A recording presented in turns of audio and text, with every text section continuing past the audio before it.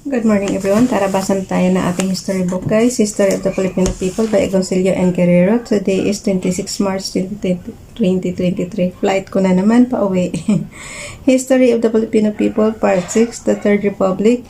Topic number 28, External Affairs. Nandito tayo sa paragraph attempts at relaxation of tension. Basa.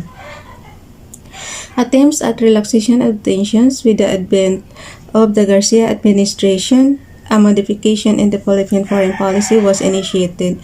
The modification, in the words of Secretary of Foreign Affairs Felix Berto Serrano, lay in a policy of respectable independence. The year 1959 was fateful for it. So the beginnings of nationalistic orientation along rectus line of thinking not only in foreign policy but also in the national economy. The increasing demand of the more far-sighted and nationalistic sector of the population for re-examination of Philippine-American relations, particularly with reference to parity and the 1947 Military Bases Agreement, the Laurel-Langley Agreement, and the 1951 Mutual Defense Treaty led to a series of conferences between Secretary Felix Berto Serrano and Ambassador Charles K. Bolin late in September 1959. As a result of these conferences, the United States agreed in principle to the Philippine demand that the 99-year lease of the bases to the United States should be cut down to only 25 years, subject to renewal every 5 years. Ambassador Bolin, however, hits on another Philippine demand for the standby veto power in the use of American bases in the country for critical situations short of war, but which might explode into war. The deadlock of this particular question was broken when Ambassador Bolin, on October 12, 1959, gave in to the Philippine demands. The understanding reached with Bolin included: Number 1. Recognition by the United States of the right of the Philippines to be consulted on the operational use of American bases in the Philippines in situations in which the U.S. might be involved in Asia. Number 2. Formal inclusion of the principle of automatic retaliation in the Mutual Defense Treaty of 1951. Pasensya na sa tilaok ng manok kasi maaga na. Number 3. Prior consent of the Philippines before establishing missile sites in the country. Number 4. Reduction of the 99-year lease of the American bases to 25 years subject to renewal or termination by mutual consent. And number 5. Long-range programming of the different aspects of American military assistance to the Philippines.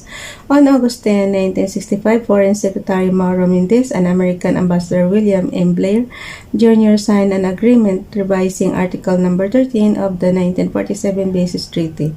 Under the agreement, whoever does not have the effect of the law, the United States agreed to: Number 1. Renounce exclusive jurisdiction over on-base offenses. Number 2. Define clearly the term on duty. Number 3. Improve the provisions on waivers of jurisdiction. And number 4. Create a criminal jurisdiction implementation committee composed of officials of both governments.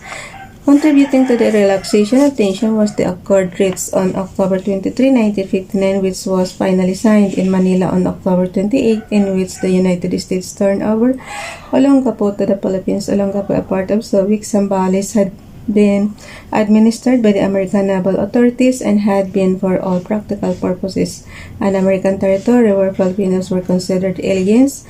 With its turnover to the Philippine government, it became in theory and in fact a part of the Philippines, and thereby remove one source of irritant between the Filipinos and the Americans in the part of the country.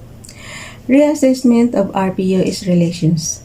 Owing mainly to the American military's unseemly behavior in their dealings with Filipino civilians, especially inside the military bases, many thinking Filipinos have in recent years begun to doubt the reality of the so-called special relations with the United States. The Filipinos, as a as a people were, however, more to blame than the Americans, for the Filipinos had not learned the lessons of their history and had not realized that in international relations, the first duty of a people is to protect their national interests.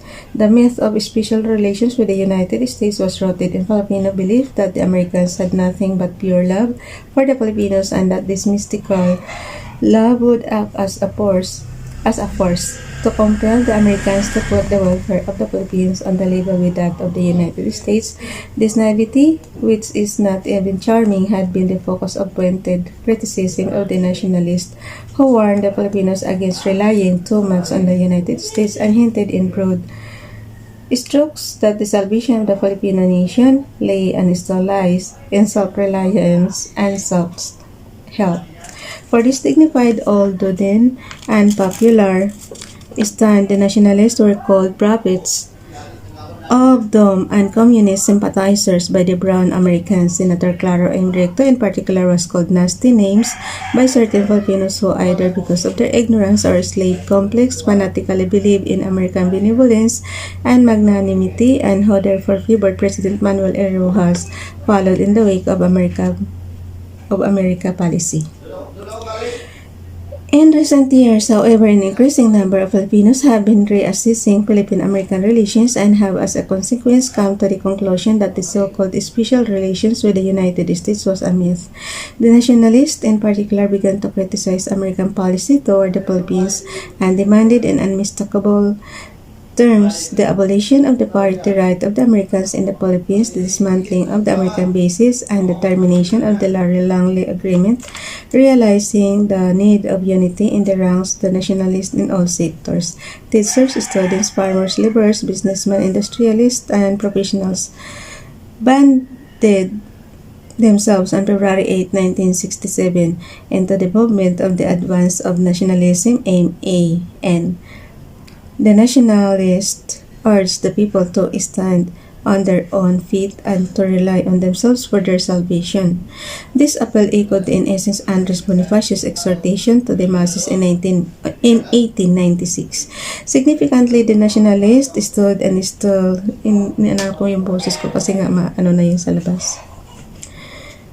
This appeal echoed in essence Andres Bonifacio's exhortation to the masses in 1896. Significantly, the nationalists stood and still stand for an independent foreign policy, the control and direction of the national economy by Filipinos, and an end to the so-called special relations with the United States.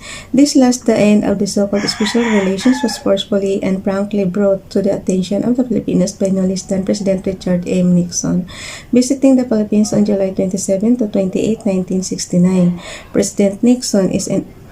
President Nixon, in a farewell note delivered at the Manila International Airport on July 28, said that, "As I come to the Philippines in this brief stay, I hope I can initiate a new era of Philippine-American relations, not returning to the old special relationship because the winds of change have swept away those factors to building a new relationship which will be based on mutual trust, on mutual confidence, on mutual cooperation."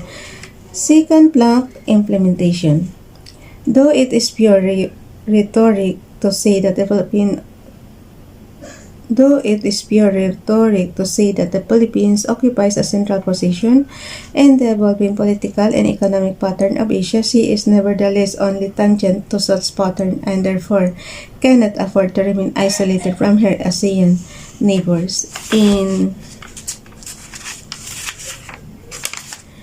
the implementation of the second plank, the Philippines supported the cause of Indonesian independence and sponsored or actively participated in conferences concerning cultural, economic, and social questions that were and continue to be of paramount importance to the Orient, such as the New Delhi Conference of 1949, the Baguio Conference of 1950, the conferences of the Economic Commission for Asia and the Far East, ECAFE, and the Bandung Conference of 1955. It may be said that the decade from 1950 to 1959 was an era of ASEAN rediscovery and reawakening, heretofore owing to the incursions of Western imperialism in the Orient. The ASEAN peoples live in isolation and were not allowed by the imperialist powers to know and understand one another. The Philippines under Spain and the United States, Malaya, India, and Burma under Great Britain, Indonesia under Holland, and Indochina under France were so to speak islands drifting aimlessly and without any appreciable knowledge of one another. With Philippine independence followed closely by the independence of India, Pakistan, Indonesia, Ceylon, Vietnam, and lastly Malaya, the ancient relations among them have been resumed. Since then, they have been working at rediscovering first their separate national identities and second their independence in cultural, social, and economic matters. Cultural and diplomatic exchanges have been and continue to be made among the Southeast Asian countries, leading to closer understanding and amity. The Philippines concluded treaties of friendship with Pakistan on January 3, 1951, with Indonesia on June 21, 1951, with India on July 11, 1952, and on April 29, 1954, with Vietnam on April 26, 1959, and a cultural collaboration pact with Indonesia on April 28, 1959. To emphasize the importance of good neighborliness, President Garcia visited Vietnam April 21 to 25, 1959, and thus paved the way for the Philippines-Vietnam Treaty of Friendship.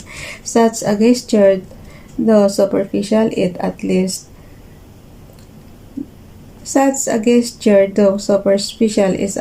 an indication of the Philippines changing attention towards her ASEAN neighbors. Hanggang dyan na lang guys, bukas na itong The Manila Pact.